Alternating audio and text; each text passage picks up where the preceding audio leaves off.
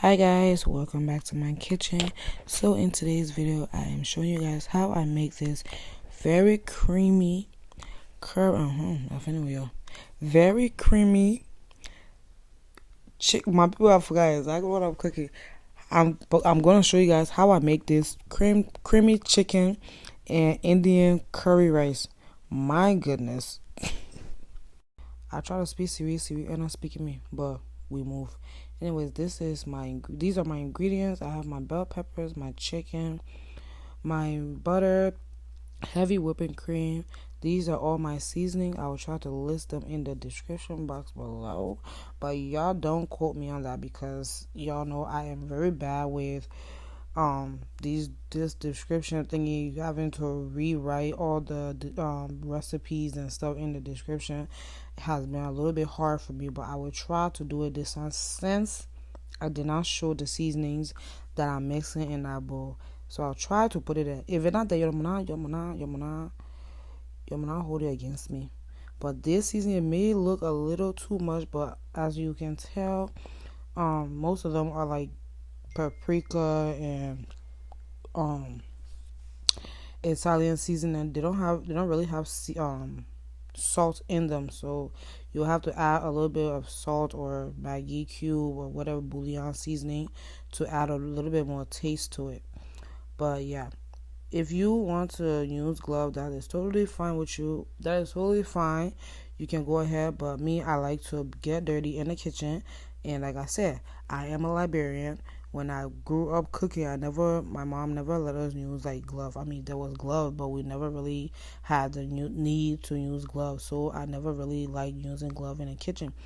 And I can wash my hands. So if you cannot wash your hand in your kitchen, then you might not use your hand. You might use glove. So, but make sure to wash your hands though. So this is my skillet. Yo, when I mind to cut up my skillet, I'm just adding my oil right now for it to get hot. Then I'm going to add my chicken. Yeah, it did. I'm going to add all my chicken. Well, not all the chicken now. Come on now. That's just not that big. But I'm going to add as much that I can fit into it. My people, they'll come. I'm ready to speak series again. But anyways, yep, the point of this is we are going to be browning the chicken. So once your chicken start getting brown, you're going to flip it. You're not going to fully cook this chicken. I repeat, we are not fully cooking this chicken yet. African people, my librarian people, we're not fully cooking. This is not the process. This is not the time for you to make sure the chicken is done. You're not going to eat the chicken as soon as you take it from the skillet. All you're trying to do is make it brown. And I say brown, not boil. But you know me, I can't do anything unless something boils more. Look at the one here. Buen. They want here. Buen. They want here. I don't know what in that one will do on that side. They want here. The skin said I'm moving from it. Buen. The other one here. I don't even know if the fire even touching is there. But I'm just joking. That's exactly how it's supposed to be. It don't matter if it's brown, black, or whatever. It matters if it's black. Don't make your chicken black. But make sure like the skin is a little bit browner than the other side. You know what I'm saying? But when I put this butter in the oil, I almost die. The way the thing started smoking in my house, my stupid said I decided to leave the skillet on the fire, forgetting that skillets can get really, really hot. I decided to leave this skillet on the fire and go in the bathroom. Yeah, I washed my hand after I got out of the bathroom, but I left the skillet on instead of me turning it off. Our dance case, yeah, I even threw the bell peppers in the on top of it. I didn't even wait for the butter stuff to get melted. I just threw everything in there because I was like, why is it smoking this much? My fire alarm even came on. My son started crying. It was so horrible. So my advice to you guys, do not leave your skillet on if you have to walk away.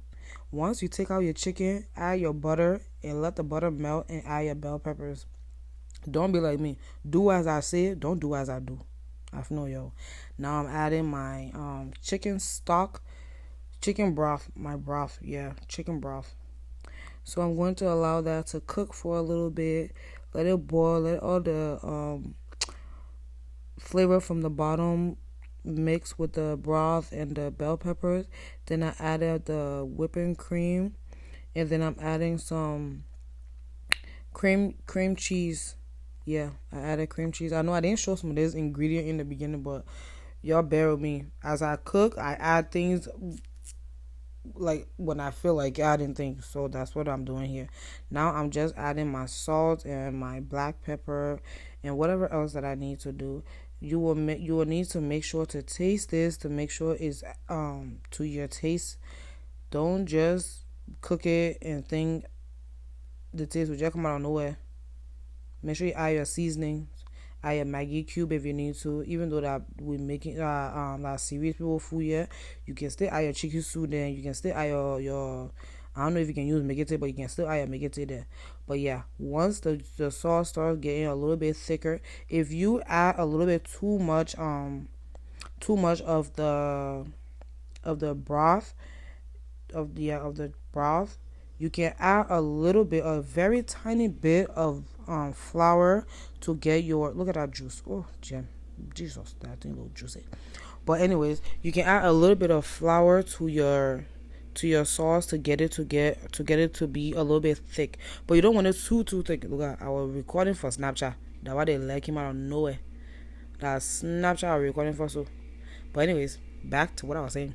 You can add a little bit of flour to get it a little bit thick, but you don't want it too thick because we're gonna also put this in the oven.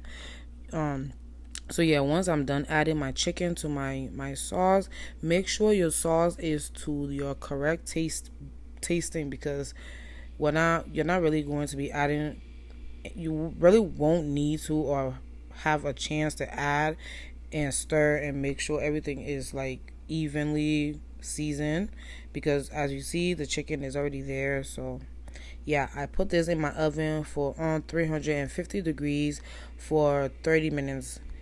And yeah, I just let that cook or until the chicken is cooked. Don't remind me, so that my 30 minutes. I don't know if I even left it in that oven for 30 minutes. All I know is I cooked it until the chicken was cooked and there was no more blood, there was no more redness or anything. I just make sure until my chicken was cooked. But now I am making my rice. I blended my bell peppers, onions, tomatoes, and that is what I'm frying here. And now I'm adding my rosemary. I don't know what it is with me, but when I'm making some curry rice, I like to use rosemary. Please do not ask me in the comments where I got this Indian curry from, because I don't know. I got this curry like I believe like 2 years ago when my man was coming to see me and I wanted to make something juicy. So I saw this curry. I was like, Indian curry? What is an Indian curry? So I took it home and I tried it and I loved it. So I don't even remember where I even got it from. But yeah, I'm adding my seasonings, I'm adding my peppers, and then I just allowed the sauce to boil until the water dry, and then I'm adding my rice. I'm using the jasmine rice, but you can use whatever kind of rice you want to. You can use pot boiled rice or whatever. This is basically how you would make your jollof rice or whatever type of fried rice that you make, but except you're adding the curry. So the curry is the secret to this rice. So yeah, I just cook it until the water dry and I got my fluffy rice. So this is what it's supposed to look like. Make sure your rice is fully cooked. And yeah, what is the rest of my video? Y'all can come back. I found the rest of the video. But if you made it this far into the video, please do not forget to like, comment, and subscribe to my YouTube channel. Oh, look at how juicy that chicken look.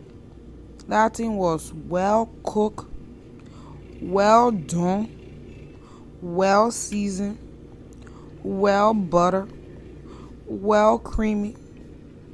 Let me get to the end of it. Thank you guys so much for watching. Please don't forget.